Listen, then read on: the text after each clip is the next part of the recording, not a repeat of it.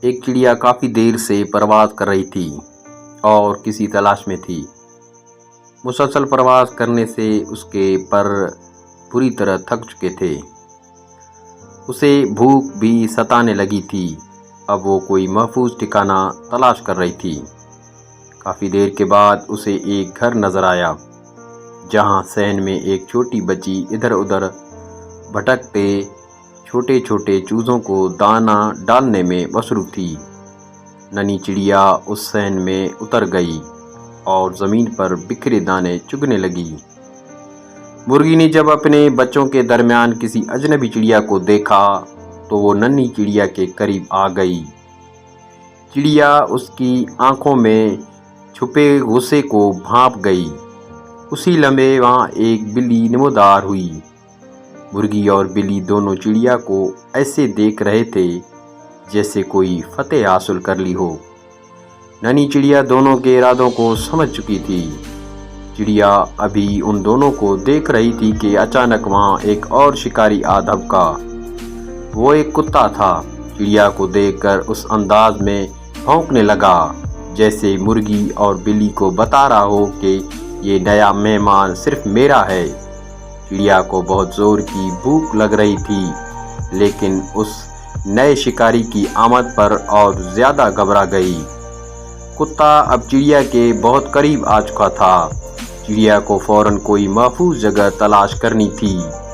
وہ خونخوار آنکھوں والا کتا چڑیا پر جھپٹنے ہی والا تھا کہ چڑیا پھرتی سی اڑ کر صحن میں موجود کھڑکی پر آ بیٹھی۔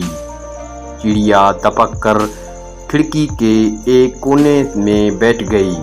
اس کا چہرہ خوف کی شدت سے زرد ہو گیا تھا۔ اس نے سوچا اگر یہ کھڑکی اسے نظر نہ آتی تو شاید اب تک وہ خونخوار آنکھوں والے کتے کے معدے میں ہوتی۔ وقت کے ساتھ ساتھ خوف بھی بڑھتا جا رہا تھا۔ چڑیا دل سے اللہ سے دعا مانگ رہی تھی کہ اسے اس مصیبت سے چھٹکارا مل جائے تاکہ وہ آرام سے وہاں زمین پر پڑا ہوا دانہ کھا سکے۔ بھوکی چڑیا اپنی قسمت کے بارے میں سوچنے لگی۔ کاش وہ چڑیا نہ ہوتی بلکہ انسان ہوتی، کوئی اسے اپنا نوالا نہ بناتا۔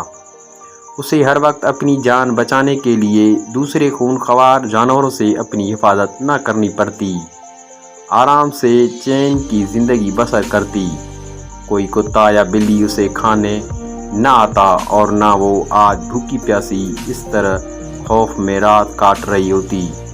وہ رات واقعی بہت دہشت ناک تھی۔ اس نے اپنے سر باہر نکال کر نیچے کا جائزہ لیا۔ وہ خونخوار آنکھوں والا کتا ابھی تک اپنے شکار کی تاک میں بیٹھا تھا۔ اگلی صبح بھوکی چڑیا نے ایک نظر نیچے ڈالی۔ وہاں اب کوئی شکاری نہ تھا۔ اچانک ایک چھوٹی بچی کھڑکی کے قریب آئی۔ اس نے چڑیا کو دیکھا۔ اسے وہ چڑیا تقریباً ادھر مری ایک کوئی میں پڑی جان سی نظر آئی۔ بچی نے اپنے ہاتھ کی انگلی سے چڑیا کو چھوا تو اسے احساس ہوا کہ چڑیا زندہ ہے۔ اب چڑیا کا دل خوف سے ڈوب رہا تھا کہ نہ جانے وہ بچی اس کے ساتھ کیا سلوک کرنے والی ہے۔ اچانک اس بچی کی آواز آئی، او لگتا ہے اس ننھی چڑیا کے پر نہیں ہیں۔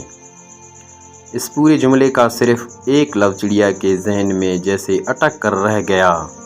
چڑیا نے لمبی سانس لی، جلدی سے اپنے پر پھڑپھڑائے اور تھوڑی ہی دیر میں وہ نیلے آسمان میں گم ہو گئی۔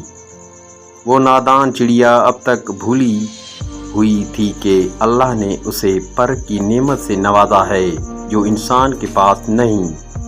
ہر جاندار کو اللہ نے مکمل پیدا کیا ہے، بس تھوڑے غرور و فکر سے اپنے اندر موجود صلاحیتوں کو خود تلاش کرنا اس جاندار کا کام ہے۔